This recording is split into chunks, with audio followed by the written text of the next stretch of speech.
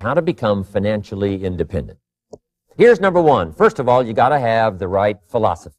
Now, let me give you a couple of philosophies to consider. Here's the first one. It's called the philosophy of the poor.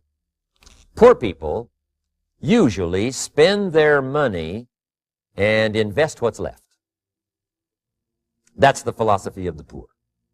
Now, here's the philosophy of the rich. Rich people invest their money and spend what's left. And here's the startling answer. It really doesn't matter what the amount is. What's most important is not the amount. What's really important is the philosophy. So I would ask you to adopt this philosophy. And I've got a little formula that I'm going to share with you. Now, what should a child do with $1? Here's one opinion. It's only a child and it's only $1. What difference does it make? Well, in my opinion, it makes all the difference in the world. A person's economic future starts with a child with $1. Somebody says, oh, no, you're only young once. Let him spend it all. Well, when would you hope that would stop? Somebody says, well, wait till he's 50 and broke like me and then he'll learn. Well, no, we don't want to wait that long.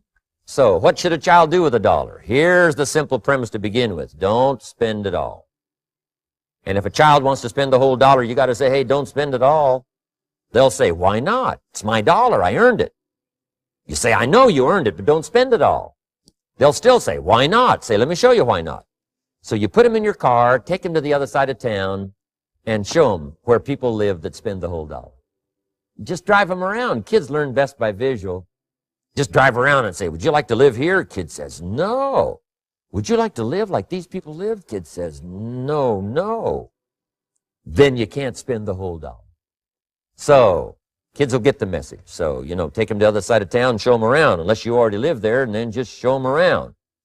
Anyway, don't spend the whole $1. Now, let me give you my best view of what to do with $1. Here's my first bit of advice.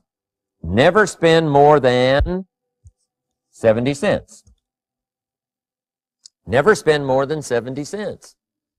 Now, you got to pick some number, and the number you pick is going to be determined by your philosophy. It's going to be determined by what you've been taught or your experience teaching yourself. When I first met my teacher, Mr. Schoaf, I was at about 110% of each $1. And then I learned a whole better formula for financial independence. Number one, don't spend more than 70 cents. Now, kids say to me, well, okay, what do I do with the other 30 cents? And here's what I teach them. 10 cents for charity. We're helping people that can't help themselves. 10 cents to support worthy projects. Projects that you feel good about. 10 cents out of every $1. It's called being generous. Now, in my opinion, nothing teaches us character better than generosity. No class, no teacher, no book teaches character better than generosity. And the best time to start is when the amounts are small, because when the amounts get larger, sometimes it's a little more difficult. Giving 100,000 out of $1 million, someone says, oh, if I had $1 million, I'd give 100,000. I'm not sure. That's a lot of money. So the time to start is when the amounts are small. 10 cents out of the $1. Okay, next 10 cents. I call active capital. Active capital means do something to make a profit. Active capital. Set aside a portion of your income. Wages are okay, but I'm telling you, wages will make you a living. Profits will make you a fortune. So set aside part of your income as capital, called active capital. Any kind of project you can possibly think of, you can possibly come up with. Then you must jot this down if you're taking notes. Profits are better than wages. And then there's no limit to profits, and they can double and triple and quadruple. There's no limit. It's incredible how fast profits can grow. So profits are better than wages. Wages make you a living. Profits make you a fortune. Now, the third 10 cents is vitally important. I call it passive capital. Capital you let somebody else use. A financial institution, stocks and bonds, mutual funds, whatever. Let someone else use it. You furnish the money. They use it to make a profit, but they pay you for the use of it, called interest. And here's one of the things that'll make you financially independent fairly quickly, and that's called compound interest. And this is how you get it. Letting someone else use a portion of your money, your substance. They show the profit, they pay you interest. And this passive capital, I'm telling you, over a sustained period of time, if you'll develop this little 10, 10, 10, and 70, you will be financially independent. You'll have the ability to live from the income of your own resources. And then one more point on passive capital. The borrower is servant to the lender. And if you want to be in a powerful position as you grow older, finally when you become mature, maybe have your own business, things have worked out for you for the future, the position you always want to be in is the power position. And that's called the lender. The lender is the power position. So if kids learn early enough, and then you ask them what they'd like to be when they grow up, I'm telling you, once they understand, they'll say, well, one of the things I want to be is one of those lenders.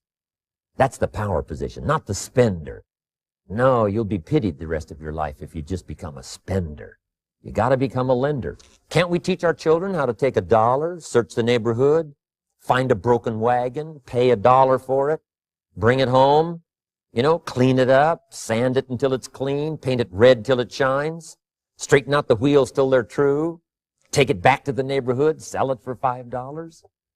Anybody can do that. Finding something, touching it, making it better, making a profit. Now, does the child deserve $4 profit? And the answer is yes. Society now has a mended wagon. Capital in the hands of the kids, capital in the hands of the people. Enterprises that make a profit, enterprises that grow. It's the hope of our future. So that little simple formula, I hope will help you. Now, one more key on financial independence, and that is attitude. Attitude. Here's number one. I used to say, I hate to pay my bills. My teacher straightened me out on that. He said, let's see, Mr. Rohn, what you hate to do is pay $100 on an account and reduce your liabilities and increase your assets. I said, well, no, not if you look at it that way. He said, well, it all depends on how you look at it. So wouldn't you love to pay your bills, reduce your liabilities, increase your assets? You got to have that kind of attitude. I found out the same attitude about taxes. I used to say, I hate to pay my taxes. And Mr. Shove said, well, that's one way to live. But don't you understand? Taxes is how we care and feed the goose that lays the golden eggs. Wouldn't you want to do your share? Someone says, yes, but the goose eats too much. Probably true. But hey, we all eat too much. We all need to go on a diet. Better a fat goose than no goose. So I finally became a happy taxpayer. Now, I think taxes are too high, so I'm working to get taxes lowered for our economic future. But then whatever they turn out to be, I gladly pay, do my part, because that's what makes the whole system run, each of us doing our part. Now, I want these three subjects to be valuable for you. I want them to have meaning for you. I want you someday to be financially independent. I want you to have the personal development so that you feel good about yourself. If I had a chance to meet you someday, I'd like to have you show me the list of goals that you got started and say, Mr. Rohn, here's some I've already checked off. Here's the books I'm reading. Here's what's happened. I'm developing the skills. I'm better this year than I was last year. I've got more self-confidence. My skills are developing. That's what I want for you, and that's why I took the time to come and share in this video message with you. I do seminars all around the world, but this is one way that I can reach out and touch you in case you can't come to my seminars, wherever I am. Maybe this video will reach you somewhere, and it'll have an impact on your life. And what I'd like to do is later hear about it, a letter, phone call, or to have a chance to meet you in person. And now I'd like to leave you with these 4 questions called questions to ponder. These questions were valuable for me, and I want to make them valuable for you. Here's the first one, why? We all ask why we should work this hard, why take that many classes, why go to school that many years, why take the notes, why read the books, why work that hard, why put yourself through the push-ups and the disciplines, why? Good question, why? Best answer to why, I think, is the second question. Why not? Why not see how many books you can read, how many classes you can take, how many skills you can develop? Why not see how valuable you can become to the marketplace and to your friends and to your family? Why not see what you can make of yourself? Why not see how far you can go, how much you can see, how much you can earn, how much you can share? Why not? That's the heritage all of us have, now that we've been given this extraordinary opportunity. Now, my third question I'd love to ask you in person. But since I can't do it in person, I want to ask it of all of you. But I want you to take it personally. And my third question is, why not you? Why not you? With good self-esteem. Why not you starting to change and setting goals? Why not you starting to make progress toward financial independence? If I can do it, you can do it. I wished I had a lot more testimonials here today besides mine. A whole steady stream that would come by and tell you their story. Someone who started with nothing, finally run a big enterprise. A mother who was on welfare, now she owns her own business. In addition to my story, I wish I had a lot more. And if all of them told their story, guess how they would probably wind up their story? They'd probably say, just like me, why not you? If we can read, you can read. If we can change, you can change. If we can figure it out, you can figure it out. If we can turn it around, you can turn it around. There isn't anything you can't accomplish. That's what those testimonials would say. And so I want to say it to you personally. Why not you? You've got the brains. You've got the stamina. You've got the vitality. You've got the interest. You've got your life ahead of you. You've got the future. You can do it. If anybody can do it, you can do it. If one of us can do it, hey, we all can do it.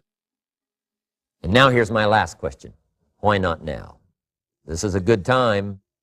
As the 20th century starts to wind down, a few more years as we get ready for century 21, what a good time to set your goals, work on yourself, work on your skills. What a good time to get it together. What a good time to start this process. Personal development, growing, changing, developing, having a good plan for your money and for your life and for your future. Why not now? And I hope I have a chance to see you one of these days and share with you the experience, the reaction, response you might have had from my message today. And until I get a chance to see you on this side of the world or the other side of the world, in some school or some seminar, I want all that I've gotten to be yours and much, much more. God bless. Goodbye.